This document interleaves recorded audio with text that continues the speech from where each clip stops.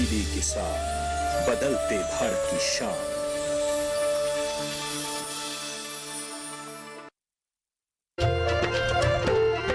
फसल बीमा से अब सुरक्षित आत्मनिर्भर बन जाए किसान। AIC के संग मौसम की मार अब नहीं करेगी तंग, नुकसान की होगी पूरी भरपाई। AIC किसान का हमराही। Agriculture insurance company of India limited, संपन्न भारत की पहचान, बीमित फसल खुशहाल किसान।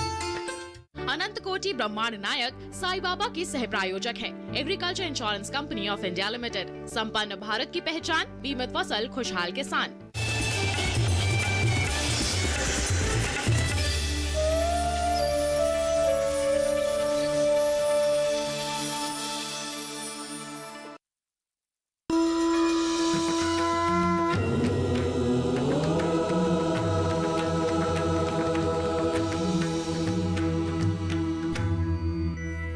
बुद्धं शरणं गच्छामि, संघं शरणं गच्छामि। अल्लाहु अल्लाहु अल्लाहु, सतनाम वाहेगुरु, सतनाम वाहेगुरु, सतनाम वाहेगुरु, सतनाम वाहेगुरु।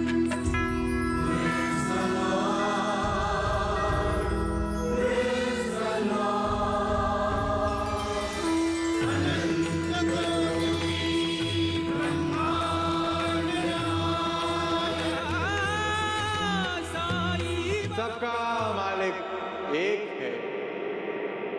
फिरंगी सरकार की पुलिस तुम लोगों को भी हवालात की चक्की पिसाएगी उस डोंगी पाखंडी के साथ। केवल इतना पता था, उन सिपाहियों को मैं देख पा रहा था, परंतु वो मुझे नहीं देख पा रहे थे। राम जी की माया है देवीदास। मैंने कसम खाई है, जब तक अपनी मातृभूमि को आजाद न करा दूं, तब तक मैं यहाँ से कहीं नहीं जाऊंगा।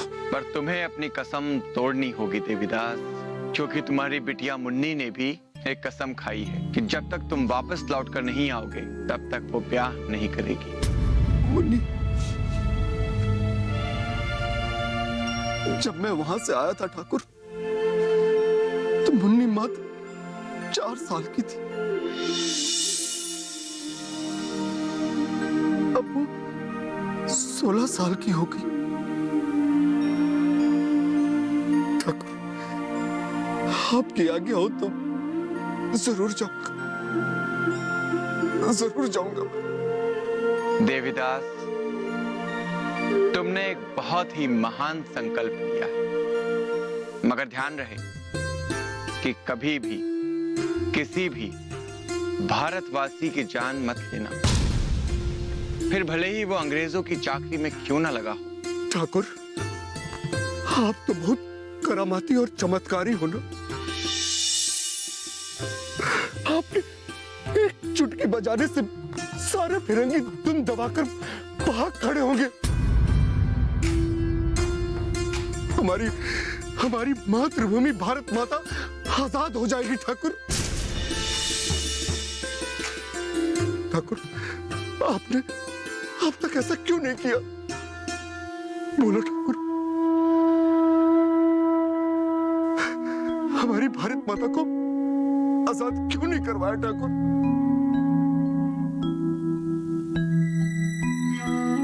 बोलो।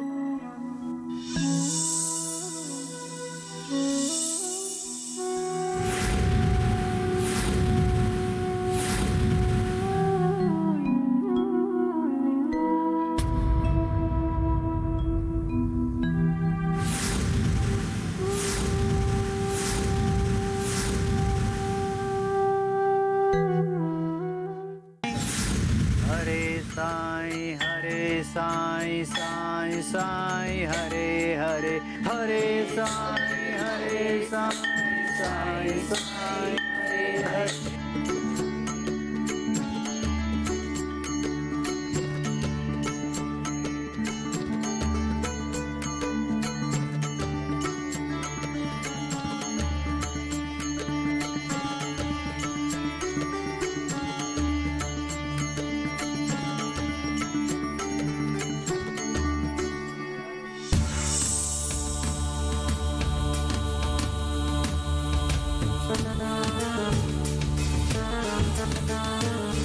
देवीदास, मेरे पास आओ। क्या पूछ रहे थे तुम? पूछ नहीं रहा था ठाकुर, मैं तो प्रार्थना कर रहा था ये कि अब पल भर में फिरंगियों की मुट्ठी में जकड़े हुए भारत माता को आजाद करा सकते, फिर करवाते क्यों नहीं? किस बात का इंतजार है आपको ठाकुर? ठाकुर, ये चालाक और लालची फिरंगी भारत माता की अस्मिता को तार तार कर रहे हैं।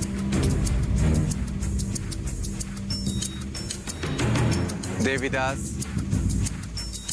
तुमने सुबह से कुछ नहीं खाया ना? तुम भूखे होगे।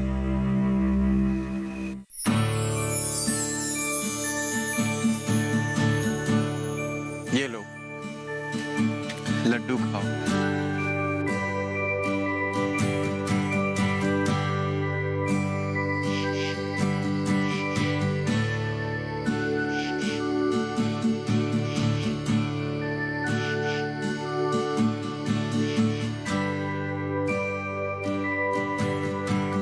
ठाकुर, आपने मेरे प्रार्थना का उत्तर नहीं दिया ठाकुर।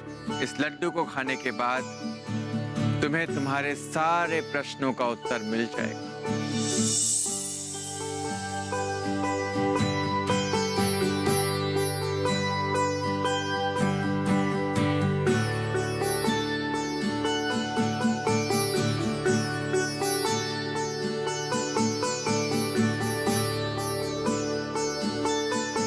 ठाकुर, मुझे मेरे प्रार्थना का उत्तर नहीं मिला ठाकुर।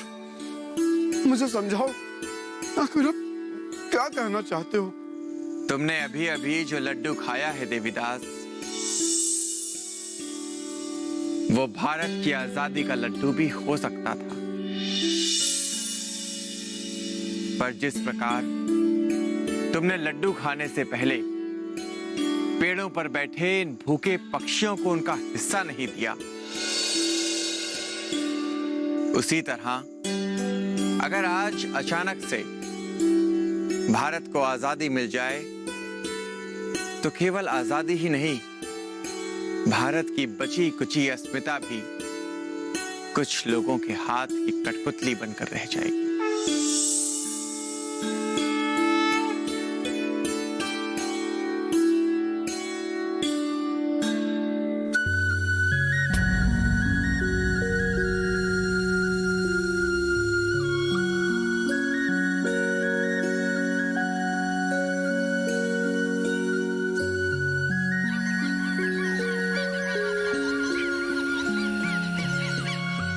देवीदास,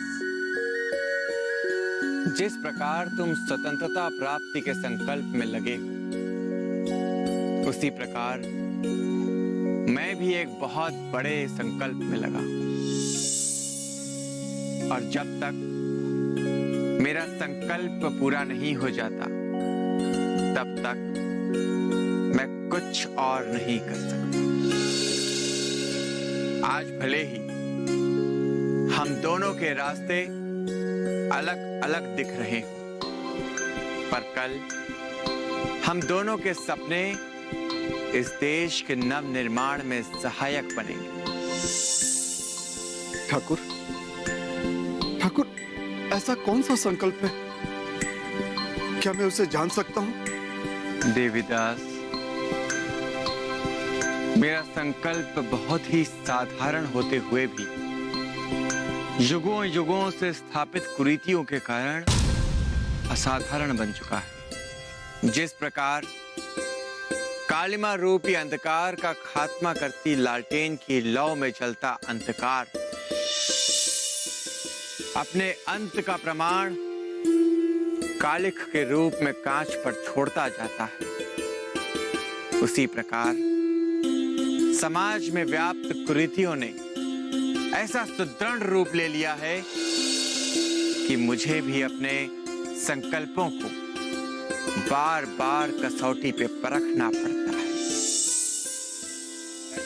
जब जब समाज रूपी कांच पर लगी कालिख को साफ करने का प्रयत्न किया जाता है, तब समाज में एक भूचाल आ जाता है। लोग एक दूसरे के खून के प्यासे हो जाते हैं और हमारा संकल्प छिन्न भिन्न हो जाता है। आप तो साक्षात परमेश्वर हो, क्या आपका संकल्प भी छिन्न भिन्न हो सकता है? मैं तो एक फकीर हूं देवीदास, एक साधारण सा इंसान। इस समाज ने ना तो श्री राम को छोड़ा और ना ही श्री कृष्ण को। ईसा मसीह और हजरत मोहम्मद के संकल्पों के सामने भी यही समाज बाधा बनकर उठ खड़ा हुआ था। देवीदास,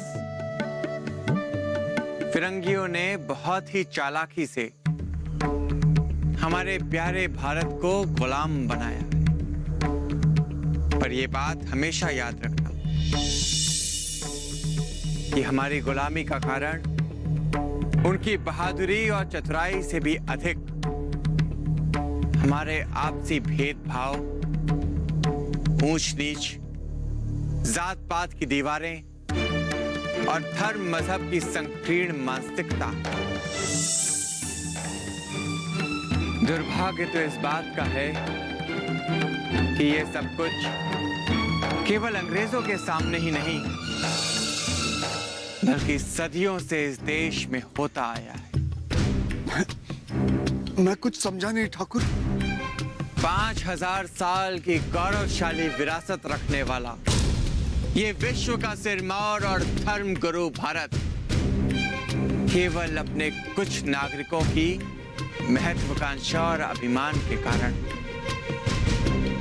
न जाने कितनी बार पत्तलित हुआ, नोचा और खसोटा, पर फिर भी ना तो इसका अभिमान टूटा और ना ही इसकी चेतना जागी। तब भी जब पहली बार अरब की बेरहम सेना ने ठाणे पर हमला किया था, उसके बाद तो इस देश पर बाहरियों के आक्रमण की एक बाढ़ सी आ गई। मोहम्मद बिन कासिम, महमूद गजनवी, महमूद गोरी, मोहम्मद खिलजी, मोहम्मद तुगलक, बाबर, अहमद शाह अब्दाली और न जाने कितने बेरहम शासकों की शमशीरों ने इस देश की चिर शांति को खंड खंड कर दिया। पर फिर भी उनकी वीरता और पराक्रम कभी विजयी नहीं हुआ,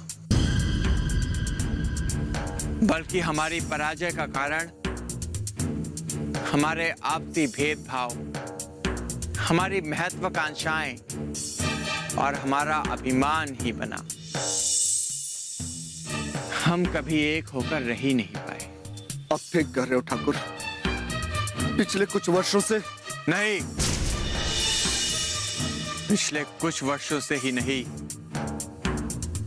बल्कि सदियों से ऊंच नीच, जात पात और वर्ण व्यवस्था के कठोर बंधनों ने हमारे समाज को जकड़ रखा। यही बंधन बार बार हमारी पराजय का कारण बने। मैंने अपने संकल्प का अभियान आज के गुलाम भारत को नहीं बल्कि कल के आजाद भारत को समर्पित किया है। मैंने केवल एक ही उपदेश दिया, सबका मालिक एक है। राम जी भला करेंगे।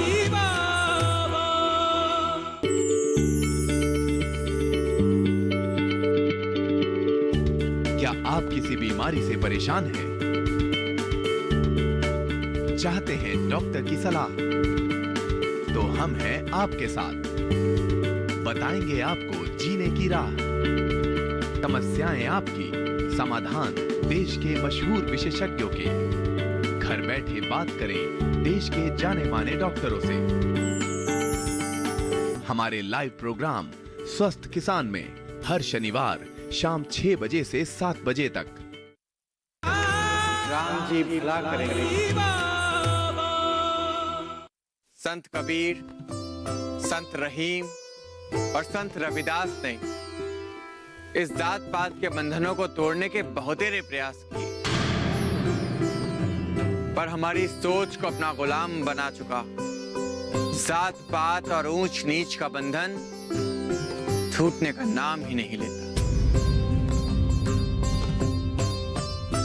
यही सब कुछ अंग्रेजों की ईस्ट इंडिया कंपनी के साथ हुआ।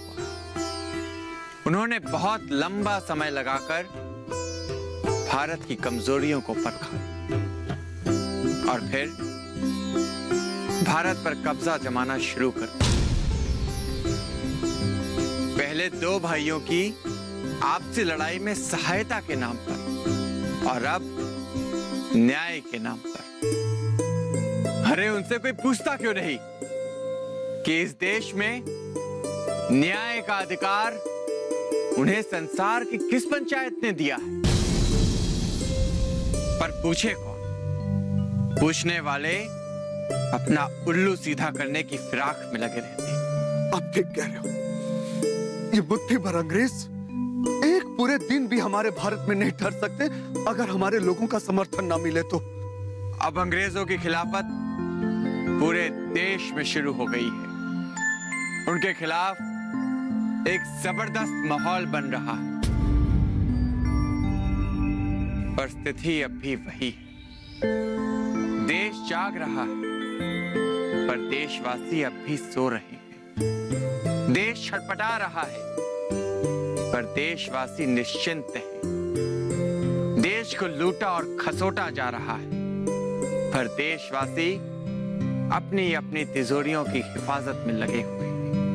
और कारण वही है, जात पात, ऊंच नीच और धर्म मजहब की मानसिकता।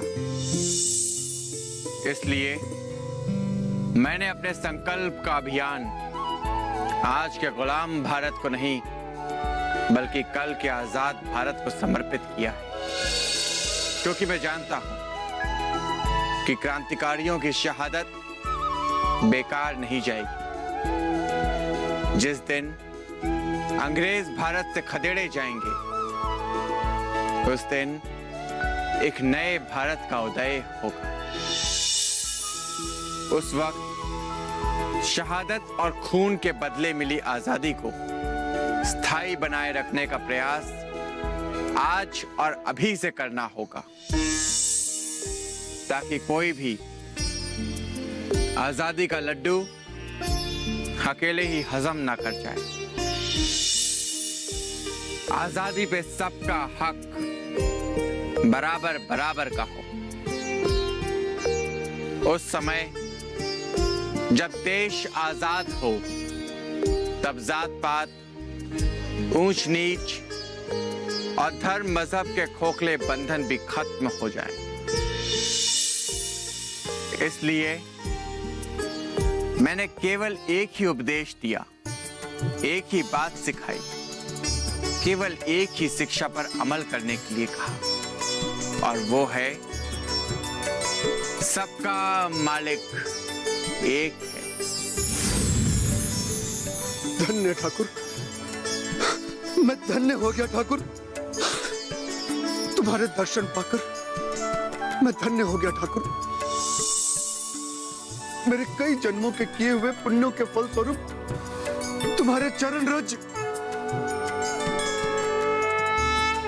मेरे मस्तक की शोभा बनाने का सौभाग्य मिला। मैं धन्य हो गया ठाकुर, मैं धन्य हो गया। उठो।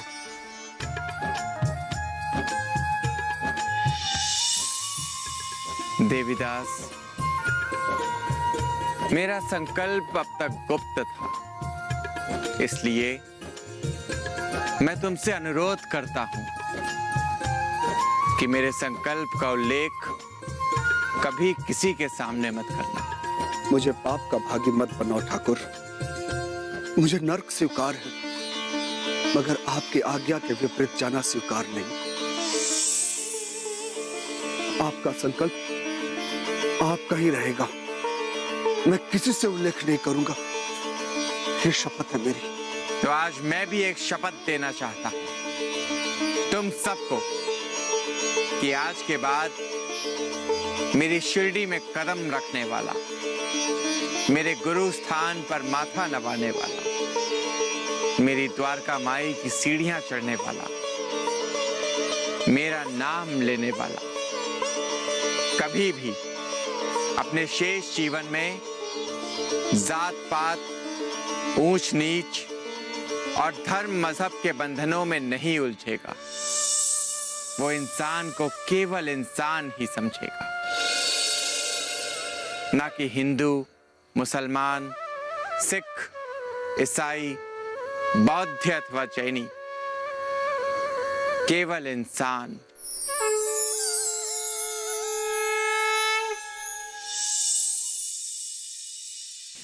उगते हुए सूरज को देख रहे हो देवीदास? एक दिन तुम्हारे और मेरे संकल्पों का सूरज भी ऐसे ही उगेगा। उस दिन मुट्ठी भर अंग्रेज तो क्या, सारी दुनिया भारत की ताकत को सलाम करेगी। राम जी भला करेंगे। बीमारियों से कैसे बचेगी फसल? मवेशियों की मुश्किलों का क्या है हल? कहां से लाएं बीज, कितनी लगेगी खाद? किसानों के हर फोन का विशेषज्ञ देंगे जवाब। देखिए हेलो किसान लाइव सोमवार से शुक्रवार शाम 6 बजे। राम जी भला करेंगे।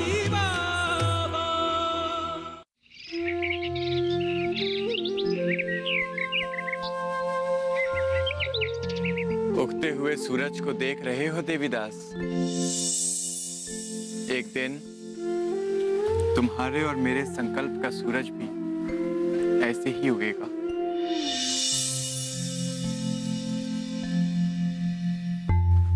तब शायद हम नहीं होंगे, पर भारत होगा, भारतवासी होंगे,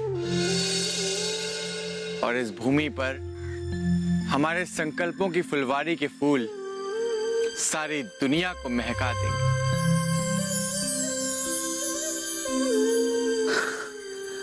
ऐसा ही होगा ठाकुर, ऐसा ही होगा। सचमुच बहुत महान संकल्प है आपका। आपके संकल्प भारत के नवनिर्माण और भारत की बुनियाद को बदल कर रख देगा। पर यह तभी होगा देवीदास जब हिंदू मुसलमान, अगड़े और पिछड़े, धर्म मजहब, जात पात और ऊंच नीच के घिनौने विचार त्याग कर सारा भारत कंधे से कंधा मिलाकर उठ खड़ा। उस दिन मुट्ठी भर अंग्रेज तो क्या, सारी दुनिया भारत की ताकत को सलाम करेगी।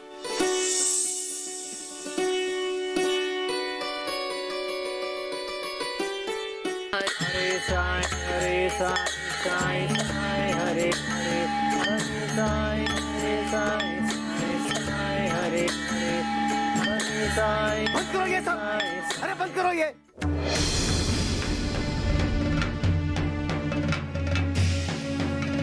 आप समझ क्यों नहीं रहे भगत जी? यहाँ बैठकर भजन कीर्तन करने से कुछ नहीं होगा। अगर पापा को लौट कर आना होता तो अब तक आ गए होते। मानो या ना मानो, लेकिन मुझे कुलकर्णी की बात बिल्कुल सही लग रही है। बैठ जाओ सरफुद्दीन। अगर तुम देवा को सचमुच पाना चाहते हो तो कठिन से कठिन परिस्थिति में भी उन पर से अपना विश्वास डिगने मत देना।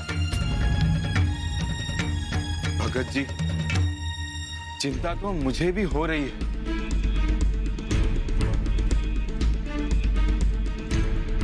खंडोबा ना करे, अगर कुलकर्णी का कहा सच हुआ तो भी फिरंगियों की पुलिस और फिरंगी कलेक्टर हमारे देवा का बाल भी बाका नहीं कर सकती है।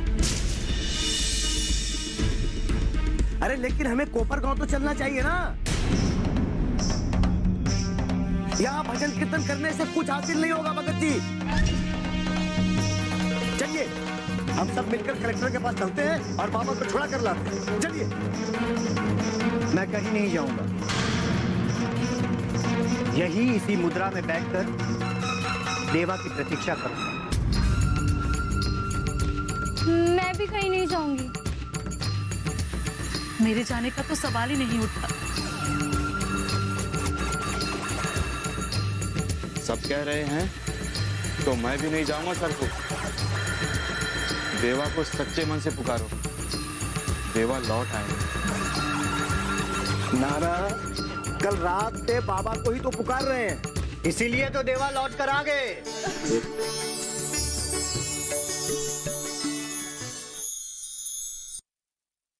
उसे वो नहीं करना चाहिए जो वो करने जा रहा है। किसकी बात कर रहे हैं ठाकुर?